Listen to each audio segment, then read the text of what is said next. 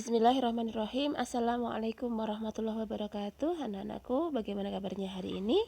Mudah-mudahan kalian semua senantiasa sehat dan senantiasa berada dalam lindungan Allah Subhanahu wa taala.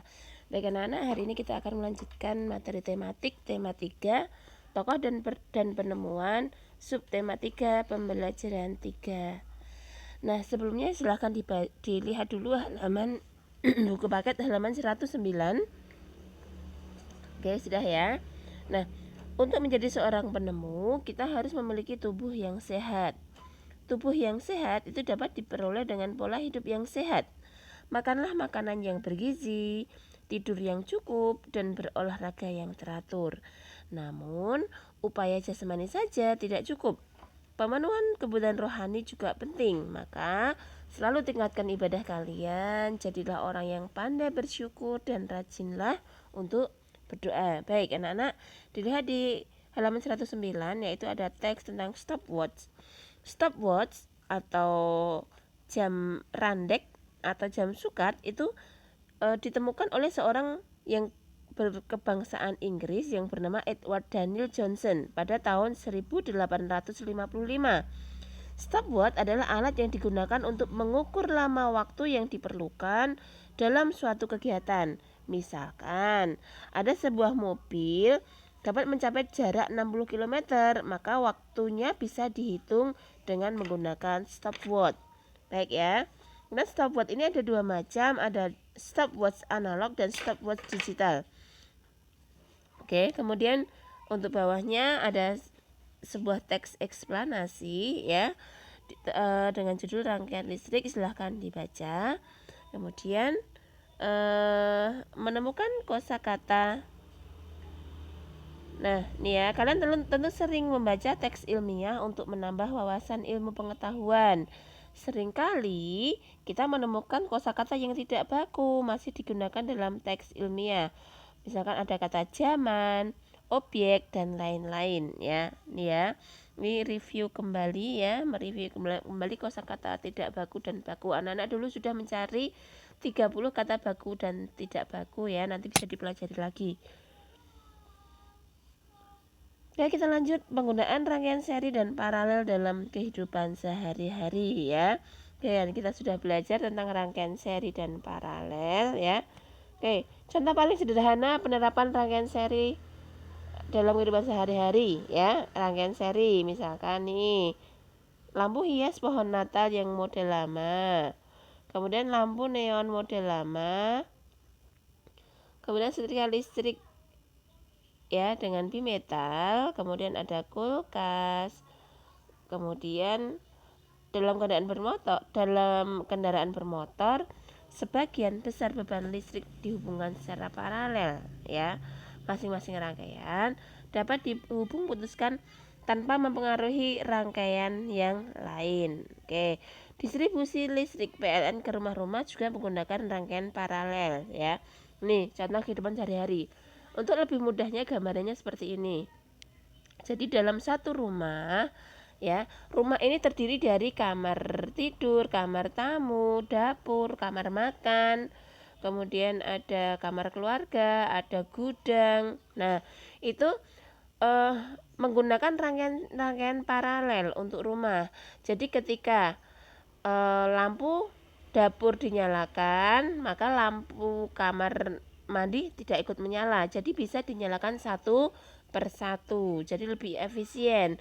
Bayangkan jika rumah itu menggunakan rangkaian seri. Ketika kita tidur, lampu kita matikan, tapi nanti untuk rangkaian seri ketika satu lampu mati, lampu lain juga mati. Jadi ketika misalkan kita tidur, lampu kamar kita matikan, nanti lampu teras juga ikut mati. Nah, repot sekali ya. Jadi untuk rumah itu menggunakan rangkaian paralel. Kemudian contoh untuk penggunaan rangkaian seri, misalkan dalam gedung pertemuan ataupun aula.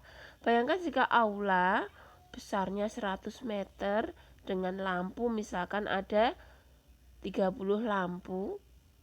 Misalkan saklar menggunakan rangkaian paralel, saklarnya harus ada 30 juga. Kan repot ketika menyalakan.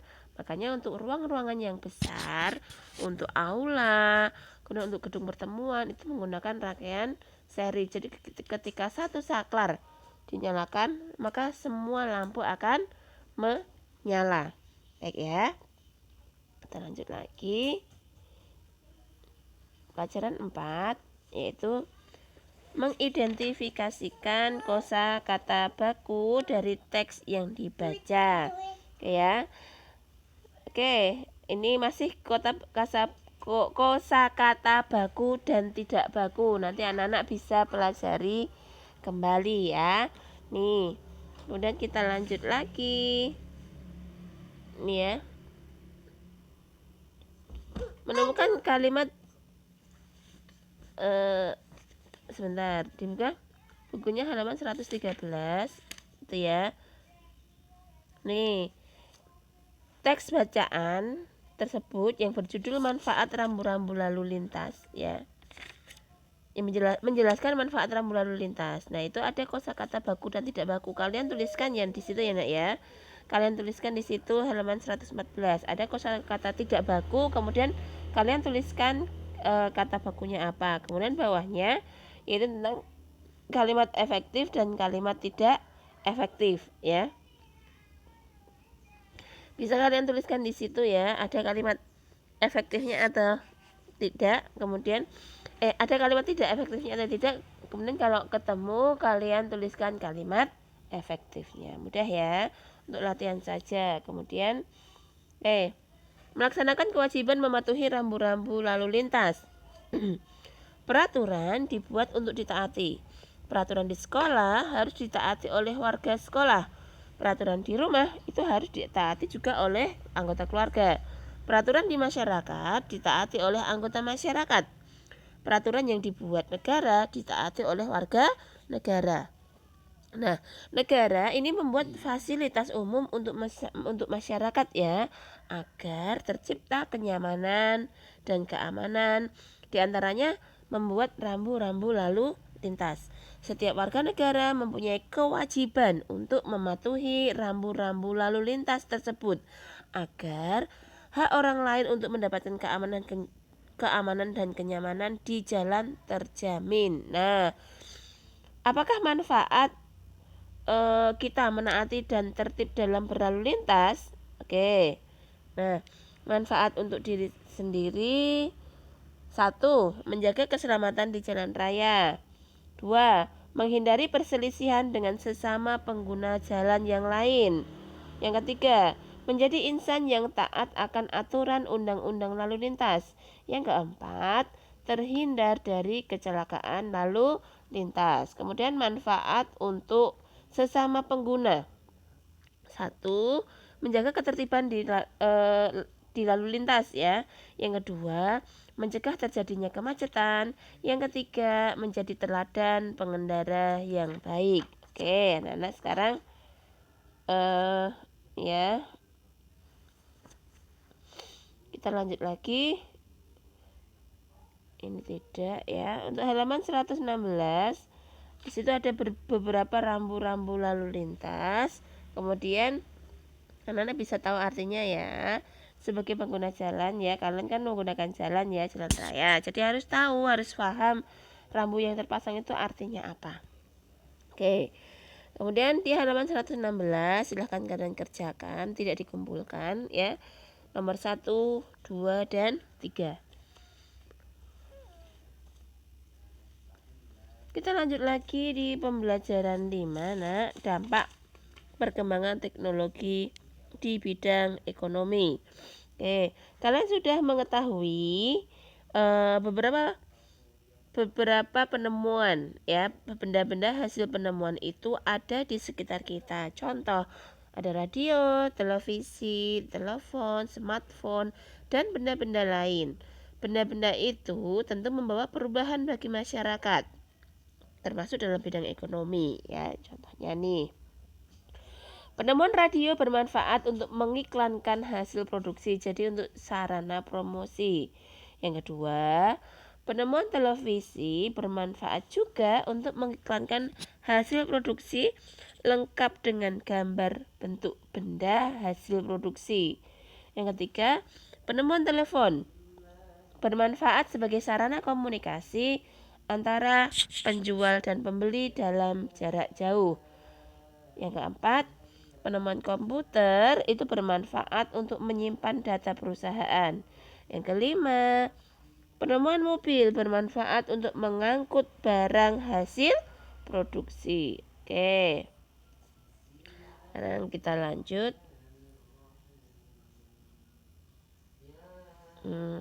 Halaman 119 ya, silahkan dibaca di situ. Kemudian ada asal usul benda ya, ada sisir, resleting, kemudian ada kertas lipat ya. Silahkan dibaca-baca saja. Sekarang kita lanjut halaman 120 ya. 120. Silahkan dibaca, ada teks gara-gara biji buah burdok. Oke ya. Oke. Kemudian kita lanjut lagi, memainkan lagu daerah dengan alat musik. Silahkan dibaca halaman 121. Ya. Ya. Lanjut lagi. Ini memainkan lagu dengan alat musik. Oke. Ini kita skip aja, kita lanjut aja. Kita langsung di pembelajaran 6. Ya. Oke. Sebentar. Pelaksanaan hak dan kewajiban yang bertanggung jawab. Oke. Kalian sudah mempelajari beberapa tokoh yang berhasil menemukan benda yang bermanfaat bagi manusia. Kalian sudah membaca kisahnya. Nah, nilai keteladanan apa yang bisa kalian ambil dari kisah mereka ya? Oke, halaman 123.